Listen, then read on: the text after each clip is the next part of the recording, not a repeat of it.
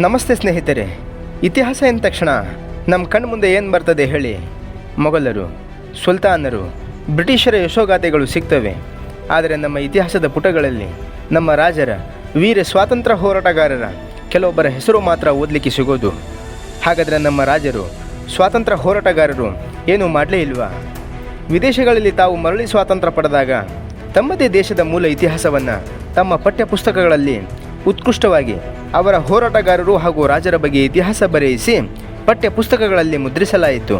ಆದರೆ ನಮ್ಮ ದೇಶದ ದುರ್ದೈವ, ನಮ್ಮ ಇತಿಹಾಸಕಾರರು ನಮ್ಮ ರಾಜರ ಬಗ್ಗೆ, ವೀರ ಯೋಧರ ಬಗ್ಗೆ ಇತಿಹಾಸದ ಪುಟಗಳಲ್ಲಿ ಎಳ್ಳು ಕಾಳಷ್ಟು ಬರೆಯಲಿಲ್ಲ. ಸ್ನೇಹಿತರೆ, ನಿಮಗೆ ಒಂದು ಉದಾಹರಣೆ ಹೇಳ್ತೀನಿ. ಸ್ಪೇನ್ ದೇಶದ ಮೇಲೆ 8ನೇ ಶತಮಾನದಲ್ಲಿ ಮುಸಲ್ಮಾನರು ದಾಳಿ ಮಾಡ್ತಾರೆ. ಆ ಸಮಯದಲ್ಲಿ ಮುಸಲ್ಮಾನ ಮತಾಂಧರು ಸ್ಪೇನ್ ದೇಶದ ಕೆಲವೊಂದು ಚರ್ಚ್ಗಳನ್ನು ನಾಶಪಡಿಸ್ತಾರೆ. ಹಾಗೆ ಕೆಲವೊಂದನ್ನು ಮಸೀದಿಯನ್ನಾಗಿ ಪರಿವರ್ತಿಸ್ತಾರೆ.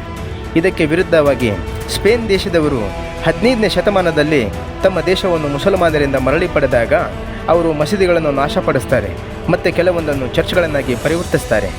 ಆದರೆ ನಮ್ಮ ದೇಶದ ದುರ್ದೈವ ಎಂಥದ್ದು ನೋಡಿ.